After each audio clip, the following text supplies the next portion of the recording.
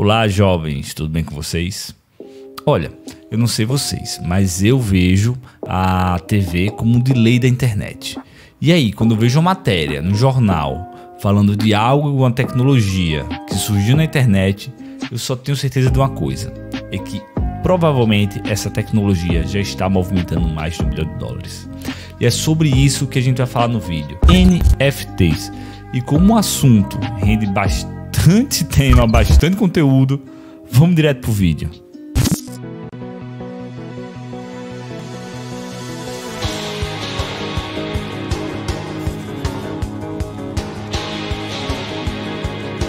Bom, mas o que é uma NFT? NFT é uma sigla para No Fungible Token. Eu acho que é algo assim, não sei se meu inglês está perfeito. Vou colocar aí o Google falando para vocês, olha.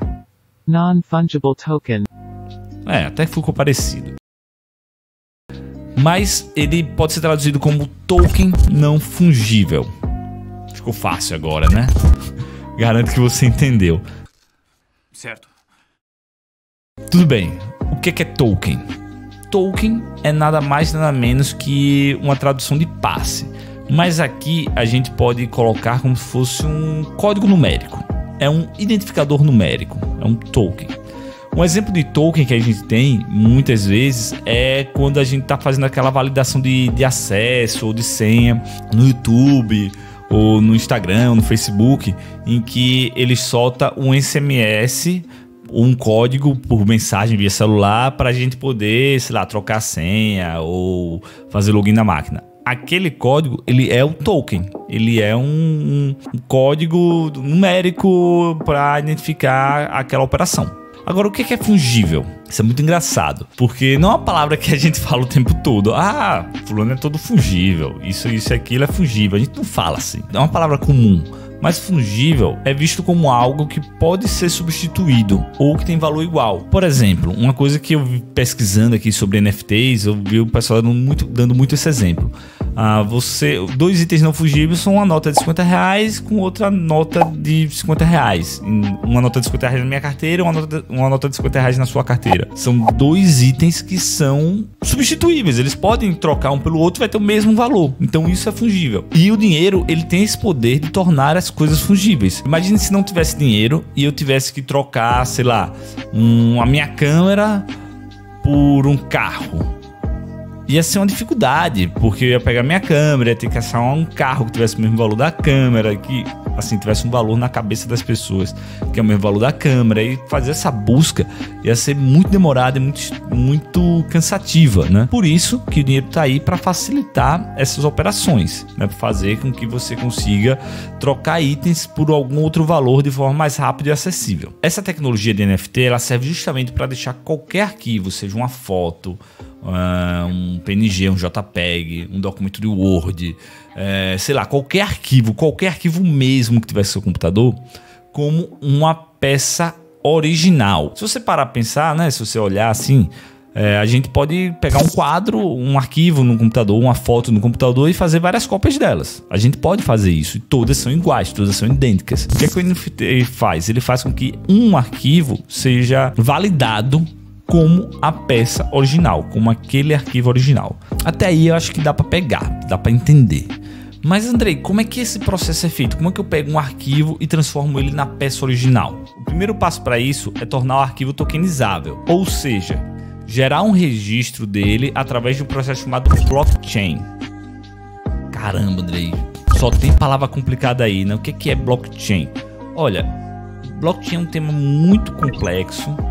E eu acho que ele vai de um vídeo próprio se a gente começar a falar aqui sobre criptomoedas. Se você quiser que a gente fale mais sobre criptomoedas, deixa um like aí, comenta aí embaixo que a gente começa a conversar sobre isso. Mas eu vou tentar usar a explicação que eu achei mais simples e mais acessível, que eu vi lá na matéria do Fantástico. O blockchain, ele serve como um cartório virtual, só que ele é descentralizado. Ou seja, ele não tem um dono específico. E nesse cartório virtual você pode validar esses documentos. E aí você pode ver essa validação a partir de qualquer computador. Em resumo, o blockchain, ele que é o responsável por autenticar esse documento nesse cartório. Esse processo de você gerar o blockchain lá do arquivo, a gente chama ele de mint, que nas NFTs a criptomoeda utilizada é a Ethereum, não é o Bitcoin, que acho que o Bitcoin é mais conhecida, todo mundo deve ter ouvido falar, tal, que o Bitcoin subiu, valorizou, depois caiu, depois voltou, enfim, aquele papo todo. Na NFTs eles não usam Bitcoins, eles usam Ethereum, que é outra criptomoeda. Inclusive o Ethereum, ele já é a segunda maior moeda em circulação, a segunda criptomoeda em circulação que existe. Então ela já movimentou cerca de mais de R$1 trilhão. E assim, tudo bem, o real vale cada vez menos hoje em dia, mas, né, é um valor que, putz, R$1 trilhão é R$1 trilhão, em qualquer moeda é um valor a se considerar, é um valor a chamar muita atenção.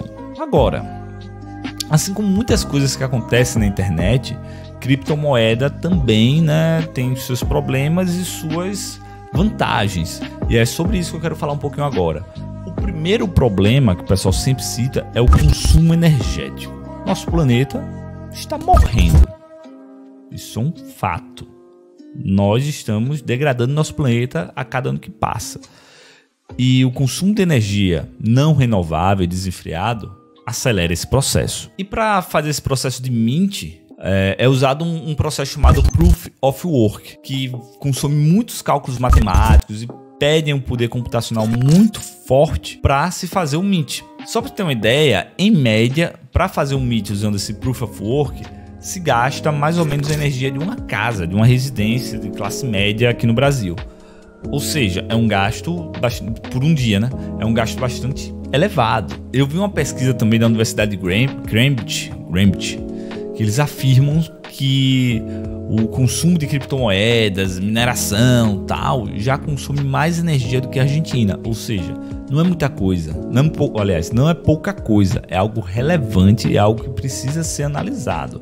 Agora, para não ser totalmente justo, o pessoal que defende a criptomoedas, eles alegam que já existem outros métodos, inclusive que a própria Ethereum já está sendo utilizado, que é, por exemplo, o Proof of Stake, que gasta bem menos energia, e que o mercado financeiro tradicional, o sistema bancário, consome muito mais energia do que as criptomoedas. Agora, sobre esse lance de consumo, o que é que eu penso? É que, putz, esses gastos energéticos realmente existem, o planeta está indo pro lixo por causa disso. Se um ficar acusando o outro, o problema não vai ser resolvido. Eu acho que todo mundo tem que pensar em soluções para se amenizar o problema que eles têm. O segundo problema que deve ter passado na cabeça de muitos é com relação ao roubo de artes.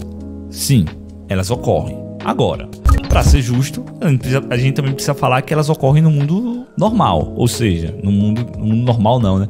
Mas assim, no mundo mais físico, não só no mundo digital. Vira e mexe, a gente vê peças de artes sendo roubadas, e para verificar que essas peças foram roubadas, você vai ter que contratar um especialista, ele vai ter que olhar a peça, vai ter que validar, tal. Não é um processo simples, não é um processo fácil, não é um processo barato. Nas criptomoedas, isso também ocorre, roubo de arte. Tem gente pegando aí vídeo, música de fulano, mintando e revendendo e enfim, tentando ganhar valor com as obras de pessoas que não são, com as obras de pessoas alheias, né?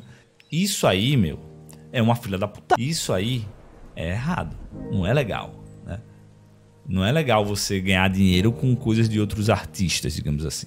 Aliás, um processo que é muito legal no Mint é com relação ao copyright. Por você selar lá no blockchain, por você colocar ali a validação, se o artista fizer o jogo certinho, colocar as porcentagens dele certinha, ele vai receber copyright por cada manipulação financeira que for feita lá. Porque você vai ter como fazer esse rastreio do depois. Gerei aqui, vendi para fulano, que foi para fulano, que foi para fulano, que foi para fulano. E todas essas compras, né, e vendas, você recebe o copyright devido à sua peça. Isso é muito legal, principalmente para o artista, porque no mundo atual o que mais acontece é gente pegando artes de alguns artistas e revendendo em camiseta, gente pegando, sei lá, logo do Superman vendendo em camiseta, e eu acho que a maioria das empresas que vendem camisetas de heróis, por exemplo, não pediram direitos autorais para usar essas marcas, né? E isso é muito prejudicial ao mercado. Agora, um problema que eu não sei se tem como assim, as mints resolverem com relação a essas cópias de arquivos e a pessoa ir lá e revender a sua obra e você não ganhar nada por isso, não receber seu devido copyright. É o mesmo problema no mercado físico, né? Que o artista ele vai ter que ficar cada vez mais de olho nisso. E ele vai ter que recorrer sempre à justiça, sempre ao campo jurídico e passar por esse processo para recuperar e para receber aquilo que é devido a ele. Então, assim, a vida do artista nunca é fácil, para falar a verdade. Mas é possível que, pelo menos no Mint, você consiga ter um pouco do rasteiro e receber o copyright seguidamente. Agora, outra desvantagem, que eu enxergo como uma desvantagem, mas para algumas pessoas pode ser uma vantagem, é o custo para fazer essa operação. Em média, esse custo vale uns $100. Ou seja, colocando aqui em real uns 500, 600 reais, depende da cotação do momento, para mintar aquele arquivo, para deixar aquela cópia como uma cópia original. Isso é caro aqui no Brasil, isso é caro até nos Estados Unidos. Então, assim, torna-se inviável que a maioria dos artistas aqui no Brasil façam esse processo. Ele vai ter que fazer isso apenas, sei lá, numa peça ou outra para torcer para que ela seja comercializada. Enfim, não é um negócio simples, não é um negócio acessível, eu quero dizer, ainda a muitas pessoas. Pode ser que no futuro fique mais barato. Esse custo, para mim, eu vejo como uma desvantagem, porque muitas pessoas, muitos artistas vão continuar não aderindo a esse tipo de padrão. Tudo bem, André, você já falou que tem problema de cópia, tu já falou que é caro e tu já falou também que gasta muita energia, mas sei lá, esse Mint tem alguma vantagem direta? Olha, eu já citei algumas, né? Falei do copyright, falei que tem como você rastrear ali as compras, receber uma parte disso aí, mas eu vou citar algumas outras vantagens também. Uma vantagem que pode até parecer meio forçada, mas de fato ela existe. As cópias físicas, as obras de artes físicas, elas têm um prazo de validade. Tudo bem que quanto mais velho, mais valorizada essa peça e esse quadro e esse artefato, né, ele vai ficar mais valorizado quanto mais antigo ele for. Porém, ele também vai se desgastar. E aí, para você tratar isso, você vai ter que, sei lá, contratar um especialista que ele vai fazer o reparo, que ele vai fazer todo o cuidado para deixar no melhor ambiente possível, que tem que ficar em temperatura X, temperatura Y, enfim, para ficar bem conservado. E eu me lembro que tinha um tempo que eu trabalhava eu tinha uma sala da minha empresa em uma galeria em que eles tinham, que era de outra empresa, que era maior, tal, enfim. E eles tinham uma sala em que eles colocavam um canhão desses de guerra, só que um canhão muito antigo, e ele ficava numa sala fechada com um ar-condicionado em uma determinada temperatura que é para poder conservar aquele material. E isso não existe com cópia digital. Com cópia digital você simplesmente vai fazer o quê? Colocar lá no servidor, cuidar para que aquele servidor não queime um HD, o HD não vai embora, enfim, que você não delete aquele arquivo, porque você pode deletar também um arquivo mintado, né? E aí você vai perder essa cópia para sempre, vai ter que remintar, digamos assim. Mas é diferente, porque esse arquivo não vai se desgastar com o tempo, certo? Então isso já é uma vantagem. Pode ser uma vantagem assim, Andrei, não é lá essas vantagens todas, mas é uma vantagem. Outra vantagem que eu já citei antes é o copyright. Então lembre-se, se o artista fizer o acordo certinho, ele vai conseguir sempre ganhar com sua obra ao longo das décadas, dos milênios. Essa obra dele, ao ser comercializada, vai ter sempre algo indo para ele. Isso é, pro artista, a melhor coisa que ele pode ter, porque pode fazer com que ele sobreviva da sua arte. Outra vantagem que eu enxergo é mais voltada para o mercado. O mercado ainda é muito novo, esse mercado de NFT. E provavelmente ele é muito imaturo ainda. E com o tempo, ele vai ganhando maturidade. Com o tempo, ele vai ganhando novos serviços, novas plataformas vão surgindo, plataformas onde você pode mintar com mais facilidade, onde você pode expor o seu arquivo com mais facilidade. Isso tudo vem com a evolução do mercado, que vai criar novos serviços, novas demandas, vai trazer mais questões de segurança, provavelmente para eliminar que pessoas roubem artes de outras pessoas e saiam negociando por aí. Vamos analisar, mas eu acho que, tudo bem, só o futuro pode confirmar isso. Mas eu acho que o caminho desse mercado é ele começar a amadurecer e criar soluções melhores que valorizem mais os artistas. Inclusive, eu acho que esse tempo de maturação desse mercado, né, com novos serviços e novas garantias, enfim. Eles podem fazer com que algumas bolhas que possam vir a surgir sejam minimizadas. Mas Andrei, você já falou das vantagens, das desvantagens, de como é que é feito o processo, né? De como é criado esse NFID, né? Como é que é o processo de mintagem e tal. Mas e o mercado? O que é que tem no mercado e quais são os números que o mercado tem com essa nova tecnologia? Bom, eu vou começar pelo exemplo que mais bombou na internet esses dias, que foi a arte do Blip, chamada Os 5.000 Primeiros Dias, onde ele nada mais nada menos fez um compilado de todas as artes que ele ia fazendo, que ele ia criando uma vez por dia e publicando na internet. Então ele pegou todas essas artes, juntou, fez um compilado e colocou no leilão. Essa peça foi leiloada, tal, e aí, ao final do leilão, esse valor foi de 69 milhões de dólares. Que, olha, para ser bem sincero, eu acho que esse valor vai aumentar com o tempo. E a pessoa que fez a compra, eu vou colocar até a matéria aqui do link na descrição, ela falou que ela pensou que ela ia pagar mais, porque ela estava querendo fazer parte desse processo único de uma peça digital sendo leiloada. Isso para ela tinha um valor que era muito maior do que ela colocou na peça, mas era o valor que ela enxergava. Esse é o valor que ela enxergava, ok. E para vocês terem uma ideia do poder do valor dessa peça, ela se tornou a terceira maior peça, a terceira peça com o maior valor já leiloado na história da humanidade. As outras duas peças que vêm antes delas são peças físicas.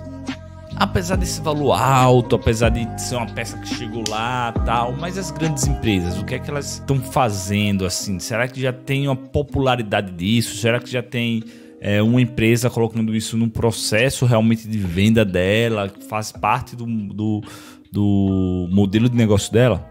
Olha, um exemplo bastante popular também foi o da NBA. A NBA, ela começou a vender no site chamado NBA Shorts, se eu não me engano, NBA Top Shorts. Eu vou colocar o link aqui também na descrição, né? E deve ter o texto aqui na tela para vocês verem. Ela começou a colocar jogadas terradas que sejam essenciais, sejam, sei lá, clássicas, sejam marcantes no decorrer da sua história, e começou a vender essas filmagens de 10, 15, 20 segundos. E para tu ter uma noção, esse ano eles já movimentaram cerca de 500 milhões de dólares. Então, até a gente fica espantado com isso.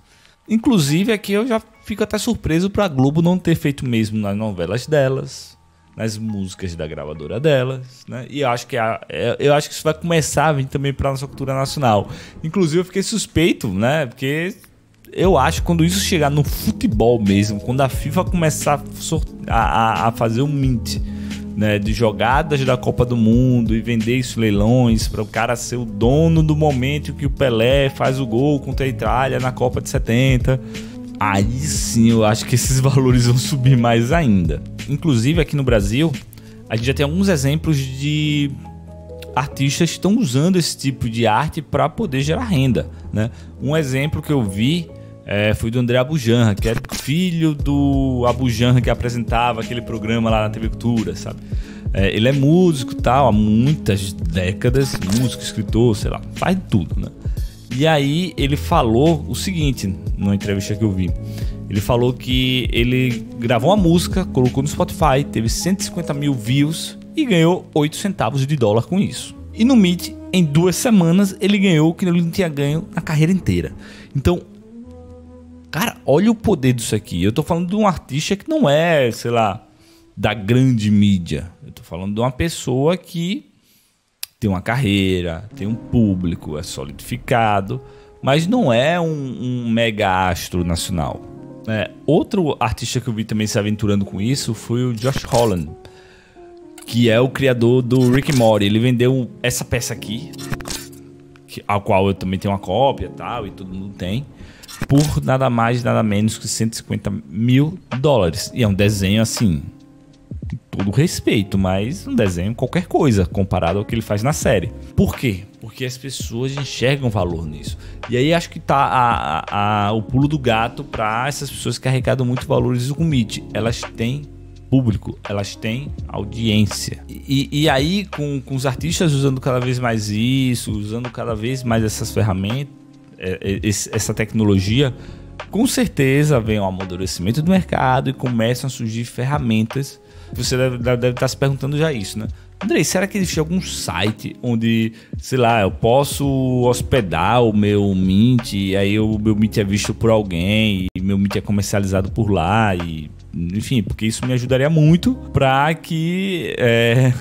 para eu fazer o processo aqui de compra, de venda. Enfim, fazer tudo que eu preciso, me facilitar, me dar uma vitrine para poder expor minhas artes. E isto existe. Eu vi algumas plataformas, eu acho que a mais popular que eu achei foi uma chamada Rarible, onde ela disponibiliza aí vários perfis com artistas de suas artes e os valores delas na criptomoeda. Agora, um mercado também que me estranhou, já que com Mint você pode, sei lá, mintar tudo, é o pessoal que está começando a mintar tweets. Né? Até o fundador do Twitter, eu acho que ele era o fundador, sei lá. O fundador do Twitter, a primeira tweetada, ele colocou para leilão e conseguiu um valor altíssimo com ela. E aí tem um site, você vê que a coisa vai evoluindo na internet, né?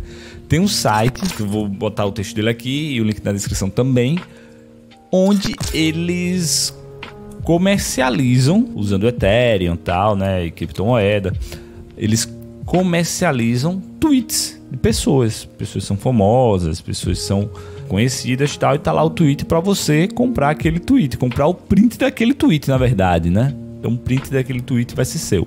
Mas por último, eu queria deixar um exemplo aqui que eu achei o mais fofinho, o mais, como é que eu posso dizer, carismático desses, que é o CryptoKitties.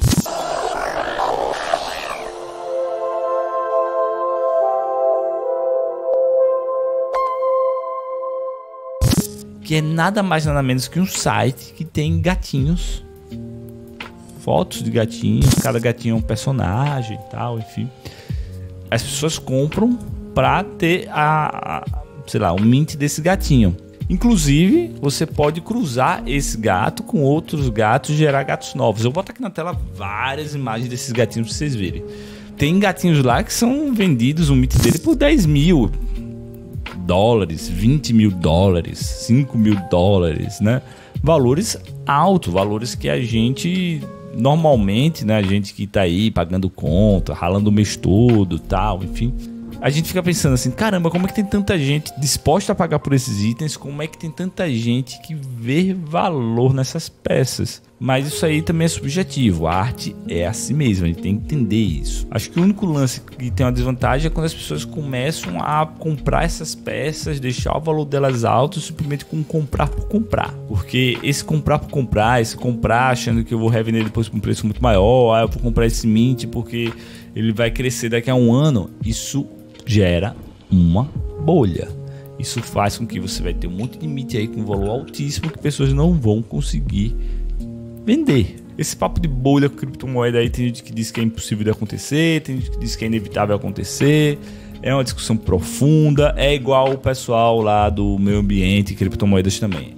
O que eu acho mais importante nesse processo todo de mint é que a gente consegue ver nada mais nada menos algo que é muito comum no mundo digital, que é a desmaterialização das coisas. O Spotify fez a desmaterialização da música, dos CDs, perdão, né? Não tem mais tanto CD físico, disco também não. O YouTube fez o YouTube não, mas o Netflix, os streams, Amazon Prime, Disney Plus, enfim, eles fizeram a desmaterialização dos DVDs, dos Blu-rays, do VHS. Então a internet ele tem esse padrão de desmaterializar coisas, converter tudo para o digital. E as artes começaram a entrar nesse processo. Você começa a ter uma valorização de peças únicas de arte através desse processo de mintagem. Então agora eu vou começar, sei lá, ter a print de tudo, botar na internet e alguém vai comprar e eu vou ficar milionário.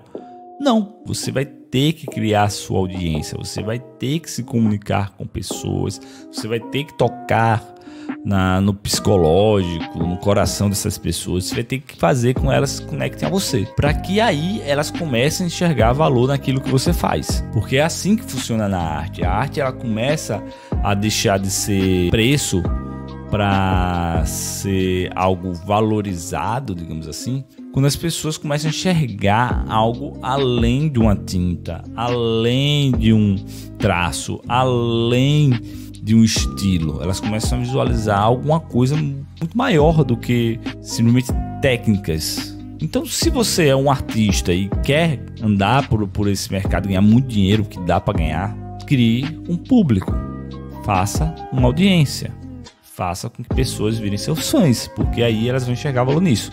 E é isso aí, pessoal. Eu espero que esse vídeo tenha sido útil para vocês, vocês tenham gostado. Deixem um like aqui, tirem dúvidas aqui no comentário, falem o que a gente pode melhorar. Se vocês quiserem também um vídeo sobre criptomoedas depois, a gente pode ver o que dá para fazer. Eu só tenho a agradecer. Se inscreve no canal, deixa o like e até a próxima. Aí, ó, vou deixar mais 2 vídeos aqui para vocês verem em seguida e obrigado.